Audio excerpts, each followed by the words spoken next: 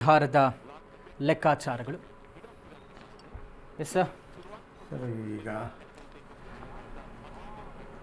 ಅಶ್ವಿನಿ ಇವರು ಹೇಳ್ತಿದ್ರು ಕಾಂಗ್ರೆಸ್ದ ಬಗ್ಗೆ, ನಾನು ತಿರ್ಗಿ ಅದನ್ನ ರಿಪೀಟ್ ಮಾಡೋಕ್ಕೆ ಹೋಗಲ್ಲ. ಆದರೆ ಹನುಮೇಶ್ ಅವರು ಒಂದೆರಡು ಸ್ಪಷ್ಟವಾಗಿ ಒಂದೆರಡು ಮಾತು ಹೇಳೋದು, ಅಪೀಸ್ಮೆಂಟ್ ಅಂತೇಳಿ ನೋಡಿ. ಹೌದು, ತುಷ್ಟೀಕರಣ ನೀತಿ ಅಂತ ಅವ್ರು ಭಾಳ ಸ್ಪಷ್ಟವಾಗಿ ಹಿಂದೂ ಧರ್ಮ, ಮುಸ್ಲಿಂ ಧರ್ಮ ಅಂತ ಬೇರೆ ನಾವು ಎಲ್ಲ ಧರ್ಮಗಳನ್ನು ಗೌರವಿಸುತ್ತೀವಿ, ಎಲ್ಲ ಧರ್ಮಗಳ ಮೇಲೆ ನಂಬಿಕೆ ಇಟ್ಟಿದ್ದೀವಿ, ಎಲ್ಲ ಧರ್ಮಗಳ ಮೇಲೆ ವಿಶ್ವಾಸ ಇಟ್ಟು ನಿಮ್ಮ ತಾಯಿ ನಿಮಗೆ ದೊಡ್ಡವರು, ನಮಗೆ ತಾಯಿ ನಮಗೆ ದೊಡ್ಡವರು. ಆದರೆ ವಿಚಾರ ಬಂದಾಗ ನಮ್ಮಿಬ್ಬರ ತಾಯಿನೇ. ಹಾಗಾಗಿ ಧರ್ಮಗಳನ್ನು ನಾವು ಗೌರವ. ಇಲ್ಲಿ ಅಪೀಸ್ಮೆಂಟ್ ಯಾವಾಗ ಬಂತು ಅಂದರೆ ಅವರು ಭಾಳ ಗಮನ ಇಟ್ಟು ಹೇಳಿದರೆ, ನಾವು ಒಂದು ವರ್ಗದ ಬಗ್ಗೆ ನಿಮ್ಮ ಬಲವಾದಂಥ ನೀತಿಯನ್ನು ನೀವು ನಿರೂಪಿಸಲಿಕ್ಕೆ ಹೊರಟಾಗ, ಇವತ್ತು ಪೇಪರಲ್ಲಿ ತೆಗೆದು ನೋಡಿ, ಮುಸ್ಲಿಂ ಮೊಹಲ್ಲೆಗಳಿಗಿಷ್ಟು, ಮುಸ್ಲಿಂ ಸಮುದಾಯಗಳಿಗಿಷ್ಟು, ನಾವು ಕೊಡಬೇಡಿ ಅಂತ ಹೇಳ್ತಿಲ್ಲ, ನೀವು ಆ ಪದ ಹೇಳಬೇಡಿ, ಅದು ಅಪೀಸ್ಮೆಂಟ್. ನಾನು ಒಂದೇ ಒಂದು ಸ್ಪಷ್ಟವಾಗಿ ಕೇಳ್ತೀನಿ, ಹಿರಿಯರಾದ ಹನುಮೇಶ್ ಹಾವಗಲ್ ಅವರು ಉತ್ತರಿಸಬೇಕು. ಕಾಂಗ್ರೆಸ್ ಪಕ್ಷದ ಒಂದು ಸ್ಪಷ್ಟ ನೀತಿ, ಅವ್ರು ಬಲಿಯಾಗಿರೋದು, ಬದ್ಧತೆ ಇರೋದು ಅಪೀಸ್ಮೆಂಟಿಗೆ. ಶಾಬಾನು ಕೇಸಲ್ಲಿ ತ್ರಿಬಲ್ ತಲಾಖಿನ ಕೇಸ್ ಆಯಿತು, ಹನುಮೇಶ್ ಹಾವಗಲ್ ಅವ್ರಿಗೆ ಸುಪ್ರೀಂ ಕೋರ್ಟು ಸ್ಪಷ್ಟವಾಗಿ ಅಂತ ಒಂದು ತೀರ್ಮಾನ ಕೊಡ್ತು. ತೀರ್ಮಾನ ಕೊಟ್ಟಿದ್ದು ಸುಪ್ರೀಂ ಕೋರ್ಟ್ ಉದ್ದೇಶ, ಈ ದೇಶದಲ್ಲಿ ಇರತಕ್ಕಂಥ ಎಲ್ಲ ಹೆಣ್ಣು ಮಕ್ಕಳಿಗೆ ಸಮಾನ ಹಕ್ಕು, ಸಮಾನ ಅವಕಾಶ, ಸಮಾನ ನೀತಿ ಇರಬೇಕು ಅನ್ನೋ ದೃಷ್ಟಿಯಿಂದ, ಒಬ್ಬರ ದೃಷ್ಟಿಯಲ್ಲ ಅದು, ಹೆಣ್ಣು ಮಗುವಿಗೆ ತ್ರಿಬಲ್ ತಲಾಖು. ಅದನ್ನು ಕಾಂಗ್ರೆಸ್ ಪಕ್ಷ ತನಗೆ ಪೂರ್ಣ ಬಹುಮತ ಇದೆ, 420 ಸೀಟ್ ಇದೆ ಅಂತೇಳಿ ಏನು ಮಾಡಿದ್ರಿ? ಒಂದೇ ಕ್ಷಣದಲ್ಲಿ. ಇದು ಅಪೀಸ್ಮೆಂಟ್ ಅಲ್ವಾ? ದೇಶದ ಚಿಂತನೆ ಇದೆಯಾ ನಿಮಗೆ? ಪರರ ಬಗ್ಗೆ ಸಹಿಷ್ಣುತೆ ಇದೆಯಾ? ಪರರ ಬಗ್ಗೆ ಅನುಕಂಪ ಇದೆಯಾ? ಹೇಳ್ರಿ. ನನಗೇನೋ ಕೊಡ್ತಾನೆ ಅಂತೇಳಿ ನೀವು ಎಲ್ಲ ಮಾರ್ಕೊಳ್ಳೋಕೆ ಹೋತು ಅಂದರೆ ನಿಮಗೆ ನೀತಿ ಇದೆಯಾ, ಬದ್ಧತೆ ಇದೆಯಾ? ನೀವೇನ್ರಿ? ಬಿಜೆಪಿ ಹಿಂದೂಗಳ ತುಷ್ಟೀಕರಣ ಮಾಡ್ತಾ ಇಲ್ಲ. ನಾನು ಹೇಳ್ತೀನಿ ಕೇಳಿ, BJP ಹಿಂದೂಗಳ ಪರವಾಗಿ ನಿಂತಿದೆ. ನಾವು BJP ಮಾಡಿದ್ರೂ ತಪ್ಪೆ. ಎಂದೂ ಕೂಡ ನಾವು BJP ಹೇಳಿದ್ದೆಲ್ಲ ಸರಿ, ನಮ್ಮ ಧರ್ಮ ಹೇಳಿದ ಸರಿ ಅಂತ ಹೇಳಿಲ್ಲ.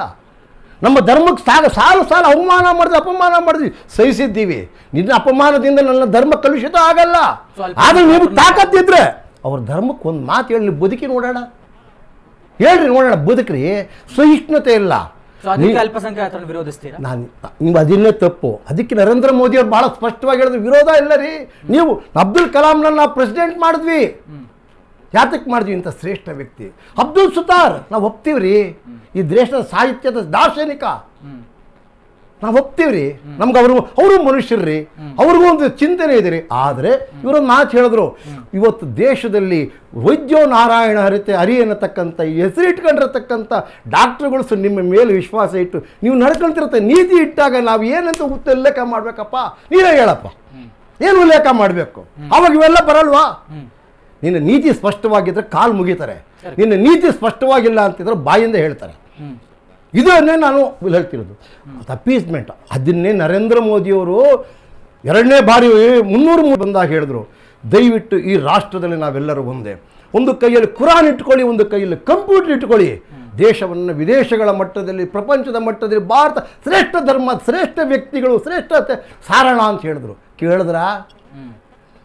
ಬಾಯಲ್ಲಿ ಮಾತಾಡುವಾಗ ಧರ್ಮದ ಉಲ್ಲೇಖ ಮಾಡ್ತೀರ, ಕೈಯಲ್ಲಿ ಕೆಲಸ ಮಾಡುವಾಗ ಏನು ಕೆಲಸ ಮಾಡ್ತೀರ ಅಂತ ನಾನು ತಿರ್ಗಾ ಬಿಡಿಸಿ ಹೇಳಬೇಕಾಗಿಲ್ಲ. ಇದು ಆಗಬಾರ್ದು, ದ್ವಂದ್ವ ನಿಲ್ವಾಗಬಾರ್ದು. ಯಾರು ಅಪ್ಲಿಕೇಶನ್ ಹಾಕಿ ಒಂದು ಧರ್ಮದಲ್ಲಿ ಬಿಟ್ಟಲ್ಲ. ಯಾರು ಒಂದು ಧರ್ಮದಲ್ಲಿ ಹಿಂದೆ ಕೃಷ್ಣ ಹೇಳಿದ ಭಗವದ್ಗೀತೆ ನಾವು ಒಪ್ತೀವೇ ಹೊರತು ಅದರಲ್ಲಿರತಕ್ಕಂಥ ನಮ್ಗೆ ಎಷ್ಟು ಬೇಕೋ ಅಷ್ಟು ಉಪಯೋಗಿಸ್ಕೊಳ್ತೀವಿ. ಆಚಾರ ಬೇರೆ, ವಿಚಾರ ಬೇರೆ.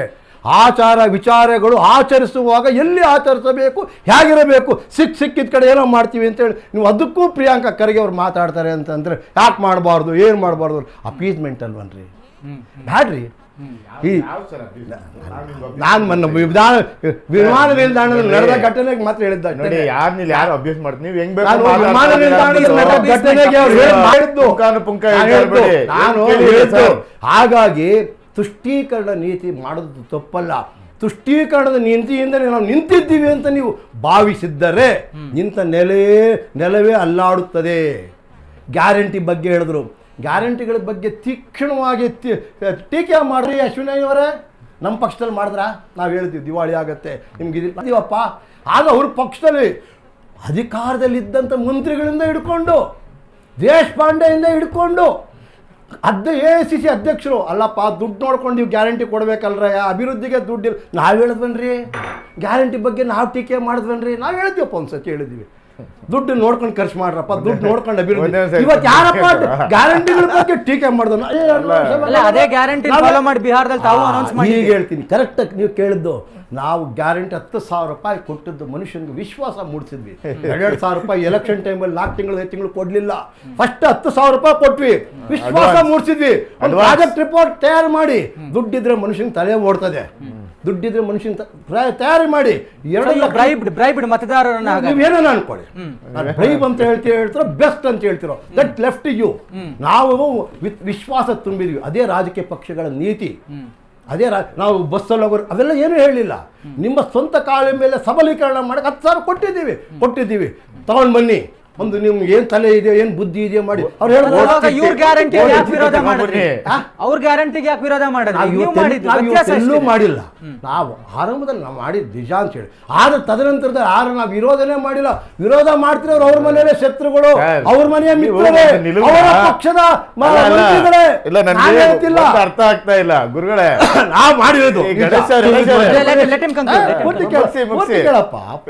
ಮಧ್ಯಪ್ರದೇಶದಲ್ಲಿ ಮಾಡಿದ್ದೀವಿ, ಮಹಾರಾಷ್ಟ್ರದಲ್ಲಿ ಮಾಡಿದ್ದೀವಿ, ಇಲ್ಲಿ ಹೊಸದಾಗಿ ಮಾಡಿದ್ವಿ. 10,000 ರೂಪಾಯಿಗಳನ್ನು ಒಂದೇ ಕಂತಲ್ಲಿ ಕೊಟ್ಟಿವಿ. ನಿಮ್ಮ ತಲೆ ಓಡ್ಲಿ, ನಿಮ್ಮ ಕೌಶಲ್ಯ ತಲೆ ಕೊಟ್ಬಿಟ್ಟು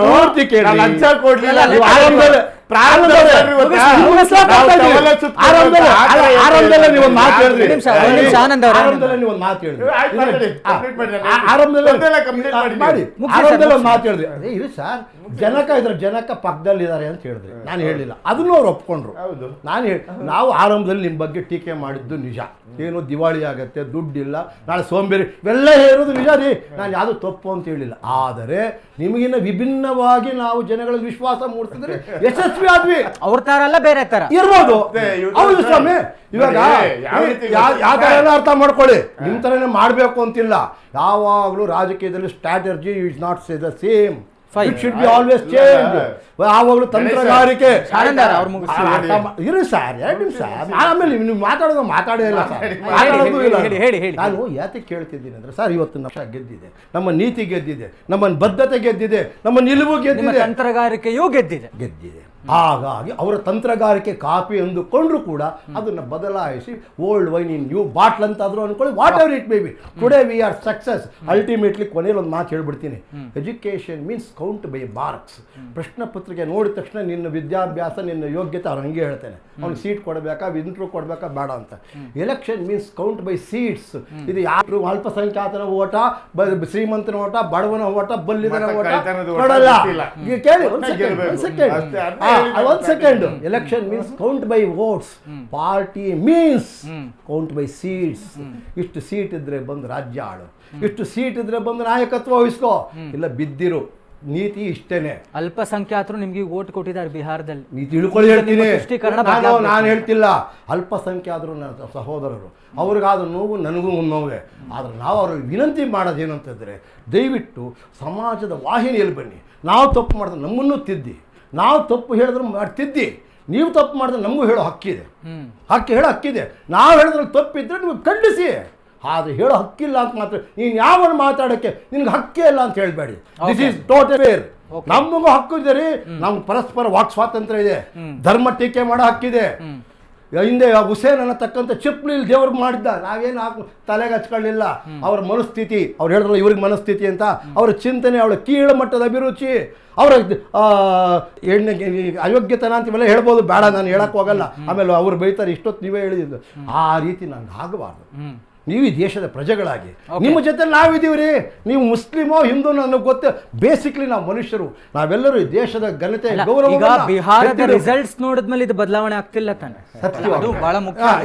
ಇನ್ನೊಂದು ನೀವು ಕಾಲಕ್ಕೆ ತಕ್ಕಂತ ಬದಲಾಗೋ ಜಾಯಮಾನ ನಂಬೋದಲ್ಲ. ನಾವು ಹೇಳುವುದು ಒಂದು, ಮಾಡುವುದು ಅದನ್ನೇ. ಹಾಗಾಗಿ ಇದುವರೆಗೂ ನರೇಂದ್ರ ಮೋದಿ ಅವರು ಯಾವುದಾದ್ರೂ ಹೇಳಿ ನಡೆದಿಲ್ಲ ಅಂತ ಹೇಳಿ